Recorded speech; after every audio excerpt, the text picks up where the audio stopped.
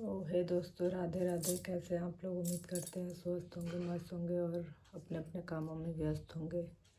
तो आज का मेरा टॉपिक है फैमिली और बच्चे।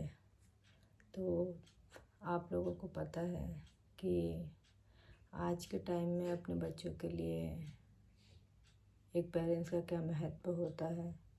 और ये जो मैं बोलने जा रही हूँ, जो मैं बताने जा रही हूँ, ये एक सच्ची घटनाओं पे आधारित है। बहुत से घरों में क्या होता है कि बच्चे पढ़ने जाते हैं, लिखने जाते हैं, लेकिन माँ बाप कभी पूछते नहीं हैं कि तुम कैसे जा रहे हो, क्या कर रहे हो, कैसे नहीं कर रहे हो। तो देखिए, जो अच्छी फैमिली होती है, जो अच्छे पेरेंट्स होते हैं, उनको बस इतना होना चाहिए कि जब भी मेरा बच्चा है, मेरी बेटी है, मेरा बेटा, ख़ास करके बेटियों के बारे में, कि वो जब भी स्कूल से आए तो उनसे उनके बारे में पूछो, बच्चों को समय दो। बहुत से घरों में क्या होता है कि देखो, ज़िंदगी जीने के लिए ना अच्छे कपड़े, मकान और पैसे की ज़रूरत नहीं होती है, उससे प्यार की भी ज़रूरत होती है। और अगर हम एक बच्चे की परवरिश कर रहे हैं तो उसमें हमें एक बच्चे के परवरिश में, एक बच्चे के सपोर्ट के लिए सारी चीज़ें ज़रूरी होती है। प्यार, सबसे ज़्यादा प्यार। और जब आप अपने बच्चों को प्यार नहीं देंगे तो जाहिर सी बात है कि वो कहीं और जाएगा। तो एक ऐसे ही कहानी है एक घर की, एक परिवार की, कि एक माँ बाप होते हैं, एक दादी होती है, एक बच्ची होती है। बच्ची स्कूल जा रही होती है और स्कूल जाने के बाद से उसके माँ बाप में हमेशा लड़ाई होती है, हमेशा लड़ाई हो रही होती है। और जब लड़ाई हो रही होती है ना, तो वो रोज़ रोज़ की लड़ाई झगड़े से, कचकच से वो परेशान हो जाती है। फिर एक दिन वो क्या करती है, अपने दोस्तों के साथ प्लान करती है कि हमें क्या करना चाहिए। तो उसके दोस्त बोलते हैं ना कि तुम अपने मम्मी पापा को सबक सिखाओ। सबक मतलब कि अपना जो ध्यान होता है बच्चे की तरफ आकर्षित करने के लिए उसने क्या किया कि अपने फ्रेंडों के पास दो घंटे रह करके वो 4-6 घंटे दोस्तों के पास बिता करके जब वो रात को घर आती है तो माँ बाप उस पर चिल्लाते हैं कि तुम क्या कर रही थी, तुम क्या कर रही थी, कहाँ पे थी, तुम मेरा टाइम बर्बाद करती हो, हम अपना काम छोड़ के आए हैं, अपनी ड्यूटी छोड़ के आए हैं। तो बच्चों से ये मत बोलो, बच्चों से पूछो कि बेटा क्या हुआ था, क्यों आप ऐसा कर रहे हो। और ये ज़्यादातर घरों में क्यों होता है कि जब हस्बैंड वाइफ दोनों ही बिजी हों और बच्चे को समय नहीं मिलता है, तब जाके ऐसे थॉट बच्चों के दिमाग में आता है। तो मैं आप लोगों से ये आग्रह करूँगी कि चाहे आप कितना भी नौकरी कर लो, काम कर लो, लेकिन जो टाइम होता है फैमिली के लिए, बच्चे के लिए, बहुत ही इम्पोर्टेंस होता है। और बच्चा जो भी सीख रहा होता है वो हम लोगों से देख के ही सीख रहा होता है। तो उस लड़की को यही लग रहा होता है ना कि मेरे मम्मी पापा मुझसे प्यार नहीं करते हैं, तो ऐसे करके वो ऐसे दोस्तों के पास रह लेती। एक दिन ऐसा होता है कि उसको कोई मार देता है। और मारने का रीज़न ये होता है कि जब बच्चों को घर में प्यार नहीं मिलेगा तो वो बाहर जाएगा। तो वो लड़की ऐसे ही किसी के घर में बाहर जाती थी और वहाँ पे उसको बहुत प्यार मिलता था। तो जो पड़ोस का जो अंकल था ना, वो उस पर बुरी नज़रें डालता था। डालते डालते जब उसको कहानी पता चली तो लास्ट में पता चला कि उसको फ़ोन देता था, कपड़े देता था और उसके साथ मतलब बुरे तरीके से पेश आता था। तो बुरे तरीके से जब सामने वाला पेश आ रहा है तो उसके ज़िम्मेदार कोई नहीं, माँ बाप है।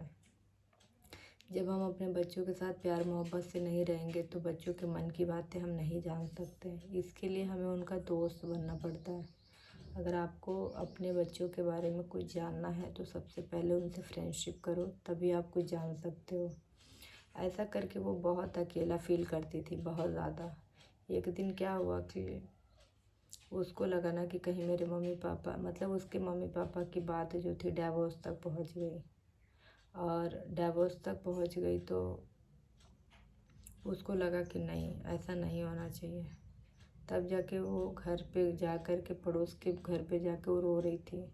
रोते रोते उन्होंने क्या किया कि किसी चीज़ के लिए उसने कुछ किया होगा, कुछ गलत तरीके से छेड़ा होगा। जब वो नहीं मानी तो उसको मार दिया गया।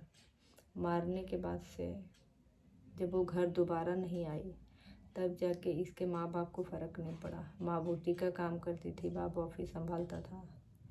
और ऐसे में दादी को बहुत फ़िक्र होती थी। उसने एफआईआर दर्ज कराया, तो पुलिस के ज़रिए ये चीज़ पता चली कि बच्चा जो था ना वो डिप्रेशन में था, कि मेरे माँ बाप दूर ना हो, और इस वजह से वो उनको मिलाने के लिए, अपनी तरफ ध्यान आकर्षित करने के लिए वो ऐसा कुछ प्लान करती थी, दोस्तों के घर रहती थी।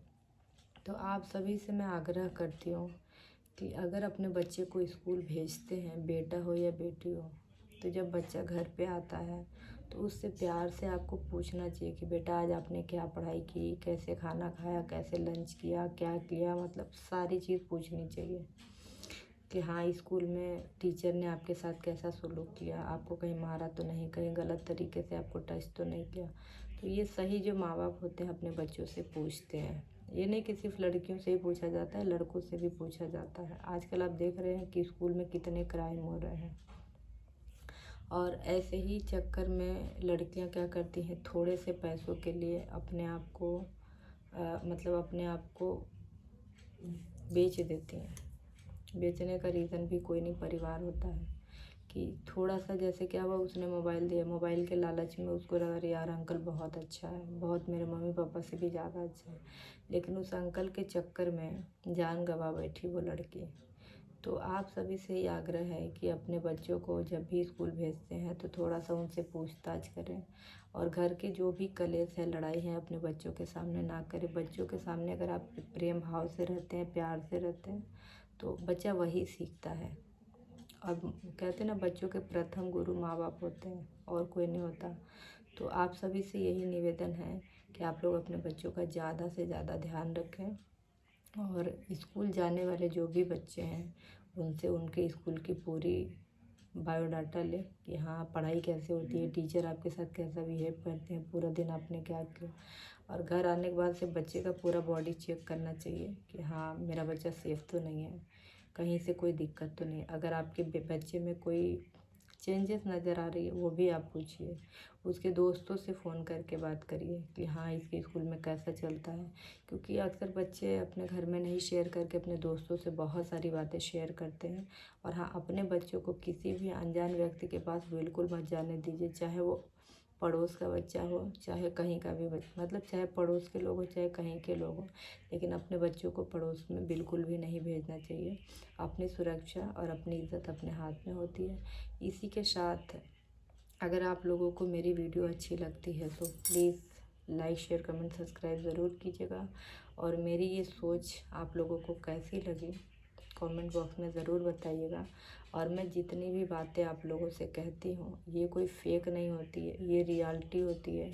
जो चीज़ें मैंने फेस किया है या फिर जो मैं देखी हूँ वही चीज़ मैं आप लोगों से शेयर करती हूँ। तो आप लोग क्राइम से अलर्ट रहिए, सावधान रहिए, और अपने अपने जीवन में मस्त रहिए। अगर मेरी वीडियो थोड़ी सी भी अच्छी लगी हो, हेल्पफुल लगी हो, यूज़फुल लगी हो, तो आप लोग लाइक, शेयर, कमेंट, सब्सक्राइब ज़रूर कीजिएगा, और कमेंट में ज़रूर बताइएगा कि मेरी राय आप लोगों को कैसी लगी। मिलते हैं नेक्स्ट ब्लॉग में, और एक अलग से टॉपिक पे ज़रूर आप सभी से बात होगी। तब तक के लिए श्री शिवाय नमस्तुभ्यम।